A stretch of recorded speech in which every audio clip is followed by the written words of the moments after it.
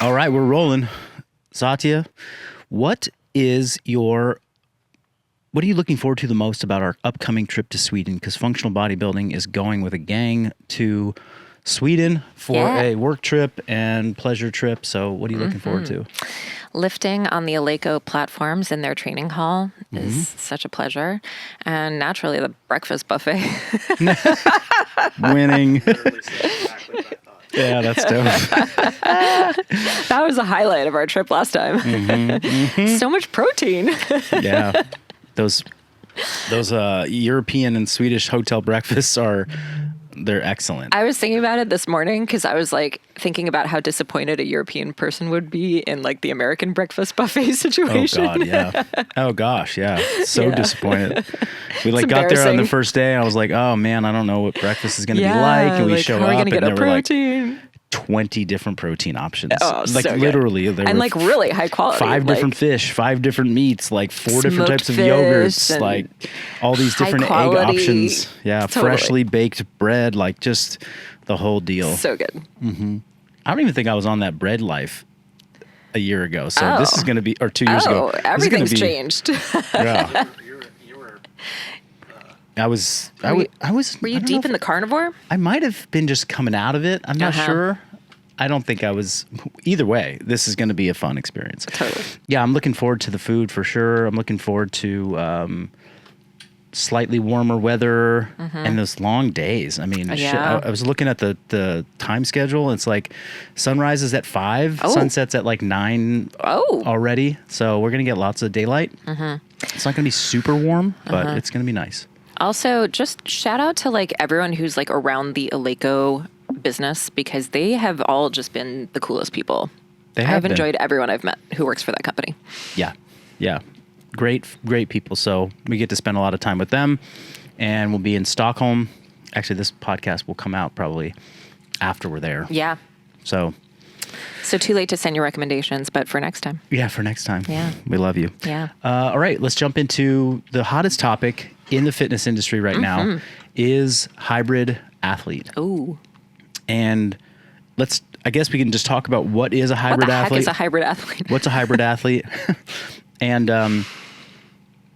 why is it catching on? Why is it so sexy? I want to hear your thoughts on this from a marketing perspective. Like, why is hybrid winning now? What are they doing to like pull it off so well? And then we can talk about how we would train people for hybrid. You know, how functional bodybuilding would train a hybrid athlete. Yeah. And how we've been actually doing it for, a decade. This whole time. Yeah. So go ahead, Satya. What is a hybrid athlete? I mean, just the first things that come to mind are Hyrox and Nick Bear. Yeah. And it's like... Shout out to Nick Bear for just like creating a category almost, and just making it cool. Like... Single-handedly almost. It's making really it rad. Cool again. Really rad. And he's not even the best hybrid athlete out there. He's just... Like, this has been around a while. It's not like brand new. Yeah. But I think the thing that is resonating here on a psychological level, especially with men, I think there are a lot of women who are into it for their own reasons. But what I see, because we're very in touch with our core audience, which is primarily a male demographic, although... we have plenty of room for women in functional bodybuilding and in athletics overall. But there's this sort of like platonic ideal of the man who can do everything. I think that is like what the inner psyche of the hybrid athlete is. It's like, I don't want to, compromise my physique by being a long endurance runner and sort of having like the sort of minimalist amount of muscle that you see on marathon runners. It's like people want a great physique. They want to be strong. They want to lift heavy. They want the satisfaction of, something like a power lifter might have of like just being able to move big, heavy weights in the gym and have the look like you can do that. But, they also want to be able to do stuff and run long distances, have endurance, not get winded easily. And so it's really just this blend of both. Yep. It's basically like, well, for years in CrossFit, we were looking at, Olympic weightlifter, elite gymnast. Yeah. These were like the two poles. Totally. And the hybrid CrossFitter was somebody who could Olympic lift and do gymnastics. But the hybrid CrossFitter had like multiple dimensions. It wasn't just like this one axis of gymnast to Olympic lifter. It was gymnast, Olympic lifter, sprinter, endurance athlete. It was kind of all of these things. So in my experience of exploring hybrid athletics was a decade of CrossFit. And then prior to that, it was cycling with bodybuilding. So those were my two disciplines that I really got into. I was road biking and lifting weights. Yeah. And I had a big aerobic capacity on the bike. I was doing it primarily because I was like trying to achieve like body composition goals. And I just felt like if I just burned more calories on the bike, that would be good.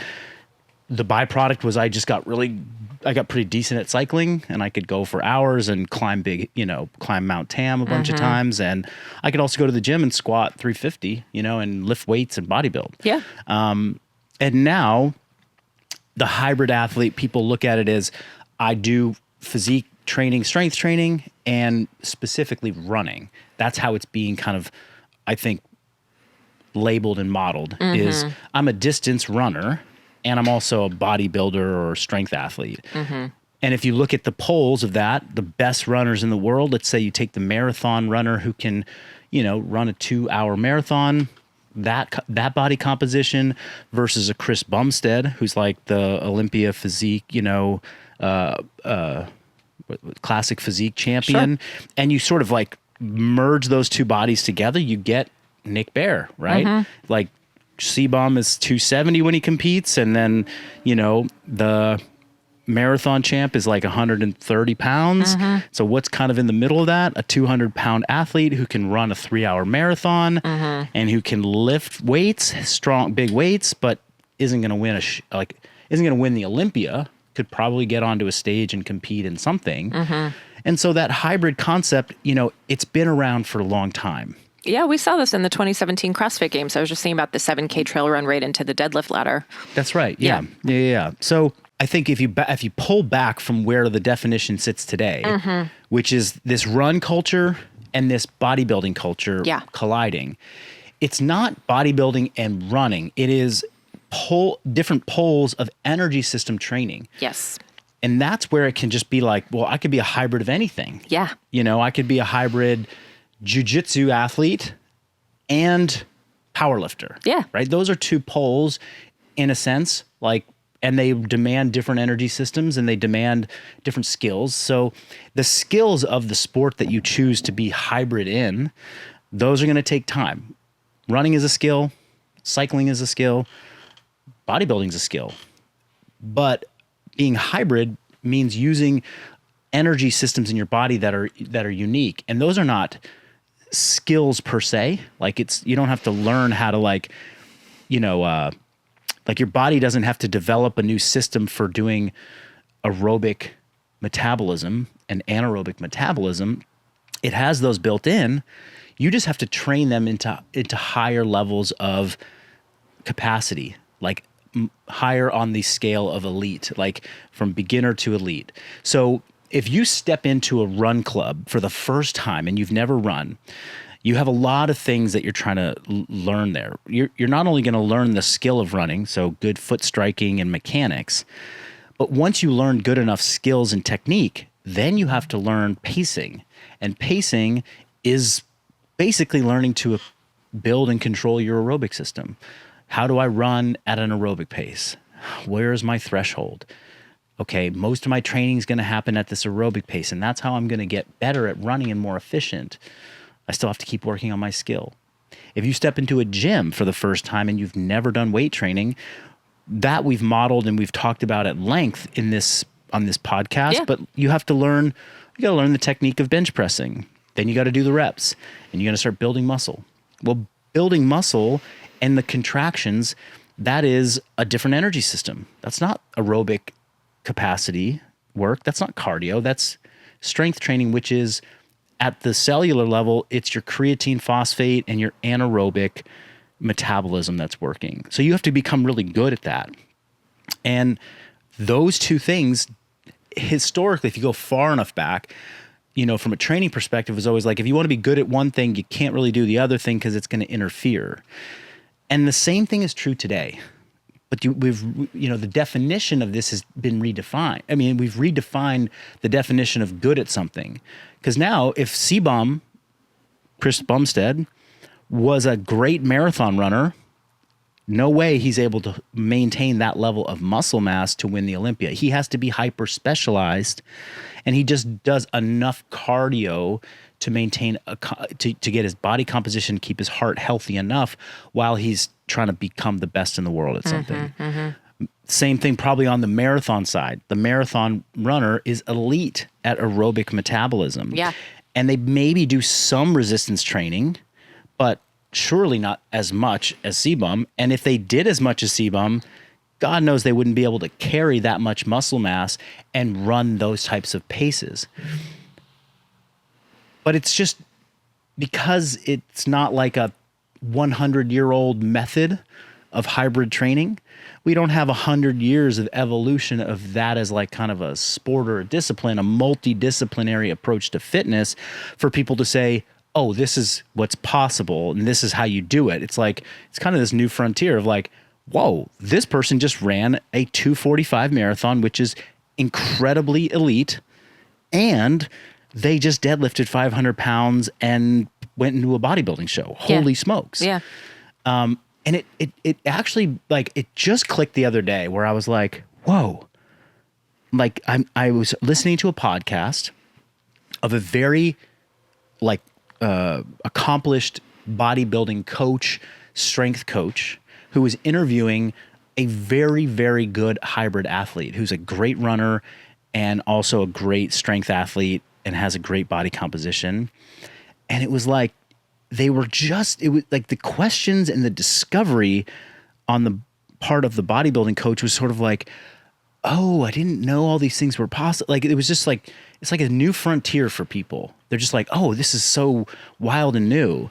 And I'm like, oh, like, did you miss the whole CrossFit evolution? Like, not that we were the original hybrid athletes, but that was a monumental jump in people's perception of what is possible when you do multidisciplinary sport approaches and you become very good in energy systems, different energy systems in your body. And so it's like, I'm like, wow, yeah, that's what we were doing. I just wasn't doing running as my discipline. I was doing CrossFit sport as the aerobic discipline, which people don't realize is such an aerobic discipline. Absolutely. And I think that is one thing that people wonder about, because it's hard to know as a novice athlete how you would actually train for something like this. Yeah. I think the idea for a lot of people who do CrossFit or who have dabbled in high rocks is like, you just kind of like show up and do a bunch of stuff in the gym at the same time. And that's how I used to think it worked, because I was in the mindset of, oh, you just keep doing a lot of random things and then you gradually get better at all those things. But actually, when I started functional bodybuilding and, started getting into, okay, it's interval training, or it's 5 sets increasing pace, or, just a little bit more intention around these mixed modal pieces or even aerobic pieces at different percentage efforts, then you start to realize that this is, just like you said, system training. Yes. And there is a very clear progression that you can follow. So I'd love for you to just break down how it actually works if you want to get better at these things. Yeah. Well, just a quick acknowledgement that I really admire a particular coach who over a decade ago, probably in 2000, almost 2 decades now, 2008, was putting pen to paper to write a course on program design that taught coaches how to develop people systematically in aerobic training and in lifting and in the middle. CrossFit sort of as a methodology early on was just like, you just do everything. Like, go run a 5K today, run as fast as you can. Like, go do this, do it as fast as you can. And great tests of fitness, but they weren't really designing, hey, this is how you get your 5K better specifically, and this is how you get your weight training better specifically. But James Fitzgerald mapped this out early days. And he had a huge background in endurance sports, coaching endurance athletes. He had a huge background in coaching physique athletes, and he had a big background in coaching like sport athletes as well as strength athletes. So he had the systems for doing these things independently, and was the first person that I'm aware of to really be thoughtful around, okay, we need to do this thoughtfully for all disciplines, even if we're training them at the same time. He came up with and taught for years, and they still teach this at OPEX. They taught a system of aerobic power training, maximal aerobic power training, or MAP training, which essentially takes somebody, and you can do this in any discipline or any modality, but you basically teach them how to become an aerobic athlete. And that means learning how to sustain a pace of an output for a period of time, rest and repeat, and do it over and over and over again. It was as simple for me because I came into the sport of CrossFit as a very well-developed strength athlete and power athlete, but I had very limited true aerobic training. I had done I've dabbled in the cycling, which I mentioned, but I never was a runner, and I never really played a sport that was highly aerobic. So I didn't have a base of training in that. So I had to kind of learn from scratch. And there would be athletes that would come to the CrossFit gym who had a huge background in, let's say, rowing. They were on the crew team for 8-10 years. And it was almost like I was just dumbfounded by how easily they could motor through things that I would struggle and be winded on. Even though I was stronger, I had better technique, I had better skills in CrossFit, but they could just outperform me because the tasks that we were doing were so aerobic based that I would be limited by my cardiovascular system, my ability to take in oxygen and produce power over extended periods of time, because I had no concept of like what it meant to go at my aerobic pace. I was just trying to catch up to everybody, and I was constantly blowing up, and people always experience this all the time. So James taught us, this is how you aerobic train. And the way you learn aerobic capacity training or maximal aerobic power, MAP training, is you have to start with the simplest thing possible, because you don't want skill to be this like limiting factor, right? And for me, even running was too hard of a skill. I didn't have good running mechanics, so I couldn't really go out and do MAP training with running. I had to get on an Airdyne bike. This is before assault bikes and echo bikes existed. I was literally going on Craigslist to find the old Schwinn in the garage. Goldie is what we called her, because it was like the gold Schwinn Airdyne that was being sold by someone at someone's estate sale, because it was like grandma's bike. Right. No joke. I remember going and picking it up with Chris Berry in Oakland. We drove it back to his house and we started doing MAP training. And the simplest one for me was get on the Airdyne, pedal for 30 seconds at a pace that feels like I could do it for 2 or 3 minutes, and then stop and walk around the gym for 30 seconds, get back on the bike, do that. And I remember the first workout was like do 20 sets. So it was like 20 minutes, but only 10 minutes of work. Yeah. And it was like challenging for sure. Yeah. Over time, I would do 60, 80 sets of that. So 60, 80 minute workouts like that. My pace got faster without my effort getting harder. Yes. And I would do that multiple times a week that was called MAP 1 training. So it was very basic aerobic training.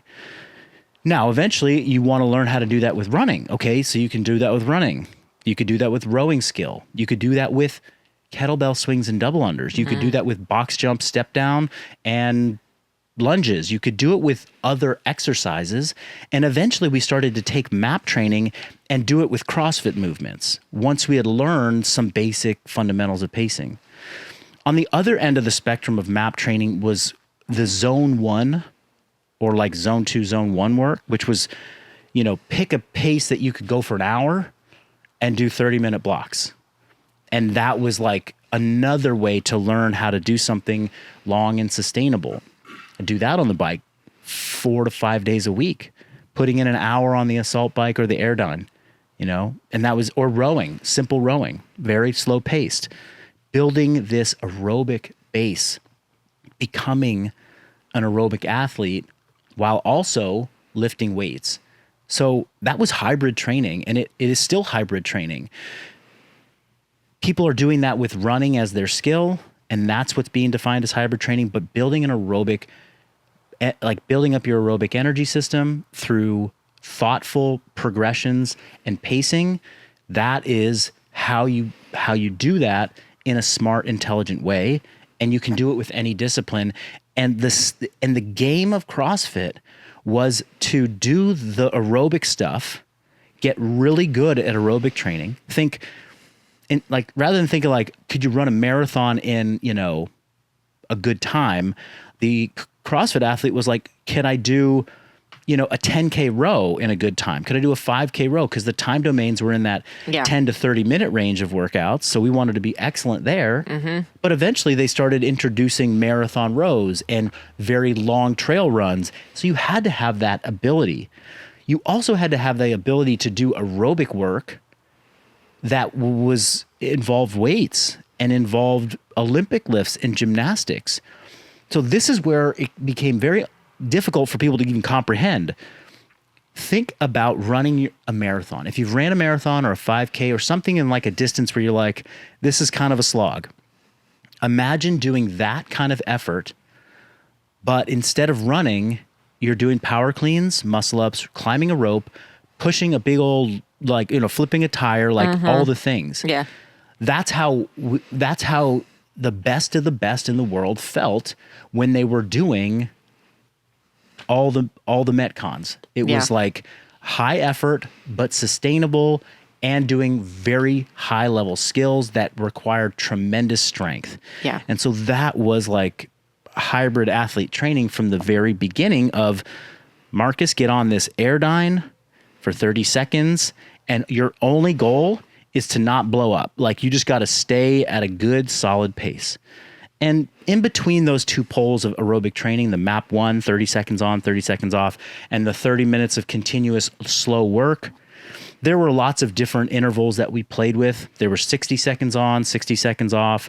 There were 2-minute intervals. Mm-hmm. There were 5-minute intervals, and a lot of these show up in Persist, in our Perform program when we do, and Pump Condition, when we do sort of the conditioning workouts. It's 5 minutes of this AMRAP, rest 2 minutes, do it again, 5 minutes of this, rest 2 minutes. And I used to do sessions which were, I went through a big, like a 2 to 3 year period with James as my coach when I was first getting into individual competitive CrossFit, where most of my training was just aerobic training. Mm-hmm. I Olympic lifted, I got strong, and I just did aerobic work all the time.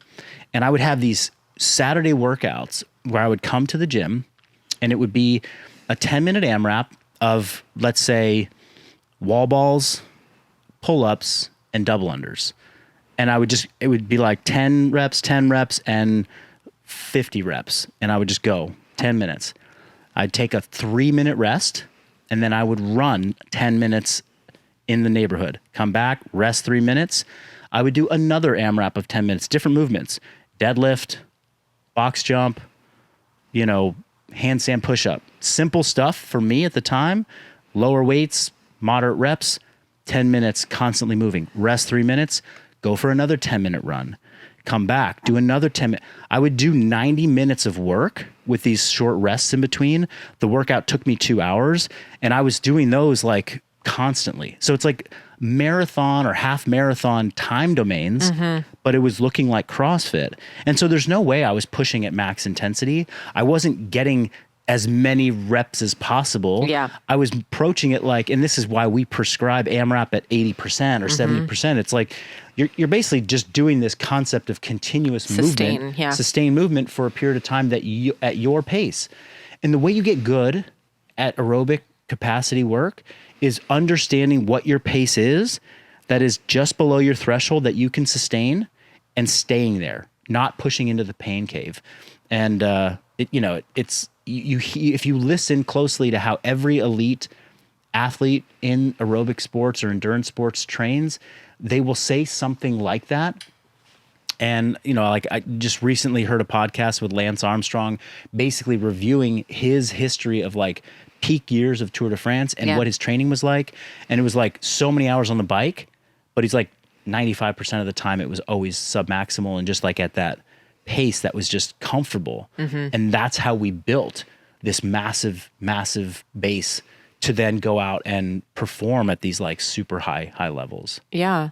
Well, I think people would be curious about how to not impact your strength gains, because there's this fear that like, oh, if I start running and doing a lot of aerobic work or, you know, conditioning, that I'm going to lose my gains.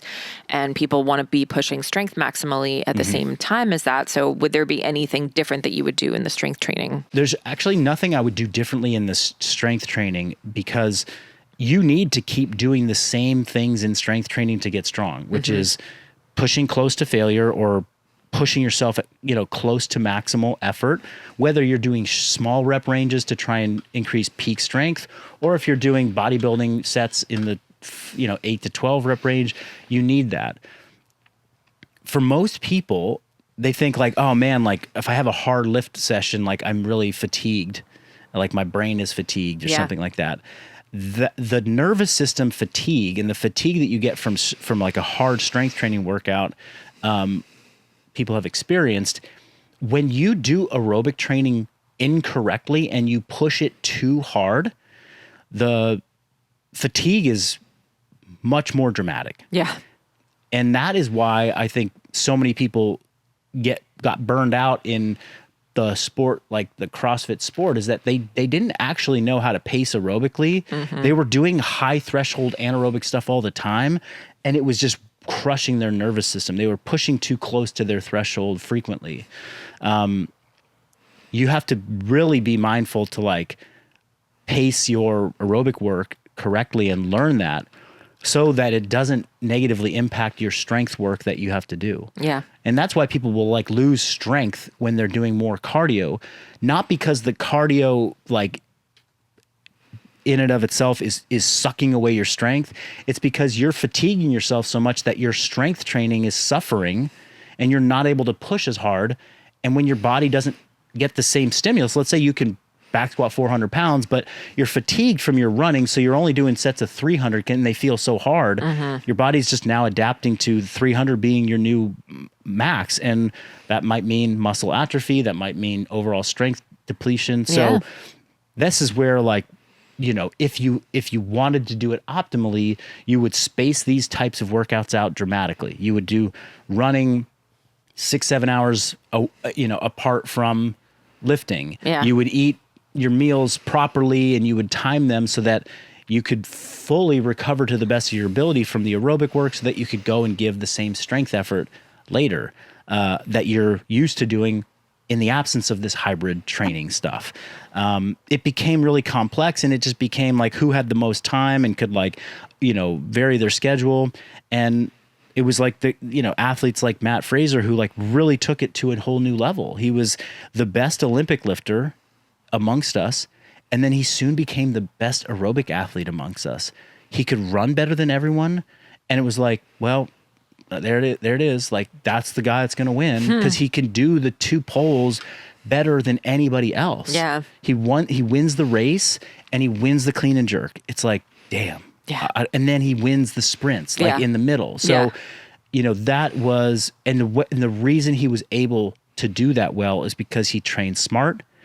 He put in the time, and this is the last thing I will say about the aerobic training, is that aerobic training takes a massive amount of time to build. Yeah. You have to put in the hours, but you have to put in the years. Elite cyclists, like Tour de France cyclists, they peak much later than most other sport athletes. Like football players are in their prime in like the mid-20s or like early to mid-20s. Like a cyclist might start cycling at 16 years old, but not peak until 32, because it takes that many years to build up this massive base of aerobic fitness. And so it's like the patience that you have to become good at that. And also the time duration, because you can't fake cardio. Like, you want to get good at aerobic training, you're talking hours of training. You're not talking like a 15-minute end of the workout little conditioning deal. Whatever. Yeah. I mean, don't get me wrong. That stuff is great and it has great impact on your health and fitness. Yeah. But it is not going to get you to elite levels of aerobic capacity. For and sure. this hybrid idea of training. It's just different. So be prepared for a lot of time, you know. And I love when Matt Fraser was like, end of his career, retired, coming out, talking about his training methods and his secrets. And he was like, I was putting in these 2 to 2.5 hour sessions on the bike erg, just doing this like zone 2 training. And people were like, what? Like, you just rode a bike for 3 hours and ate 2 Snickers and like 3 Gatorades, like while you're on the bike. Yeah. It's like, yeah, what the hell? I mean, what else are you going to do? You got to build your base. People are like, whoa, I actually didn't know that was what it took. Yeah. Yeah. So, hybrid training is cool. It's not just like I lift weights and I go for runs. It's like, you know, it can be that, and that's super cool and sexy and fun, and people are into it. And I love that it's getting people to appreciate cardio and weight training can happen simultaneously. But if you want to get good at it, you have to actually learn how to train these different disciplines. Yeah. Yeah. Sweet. Any resources you'd recommend? I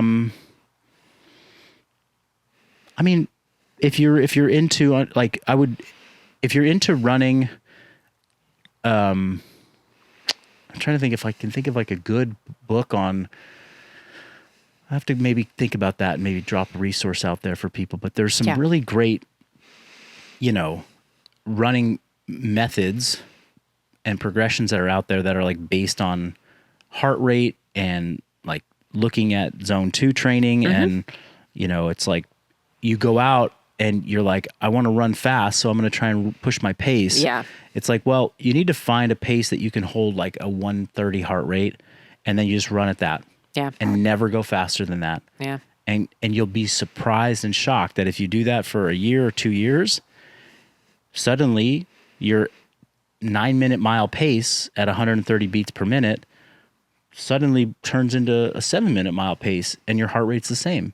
So you feel the same inside your body. You're just moving hell of a lot faster. Sweet. And it happened not because you kept pushing yourself to run 7-minute miles and like explode your heart. You did it by running really slow and then getting slightly faster over time.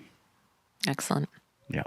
All right. If you have more questions on hybrid athlete training, or you're experiencing it right now and you're running into obstacles and you have questions, drop them in our DMs. Yeah, absolutely. Thank you, everyone. Yeah, see ya.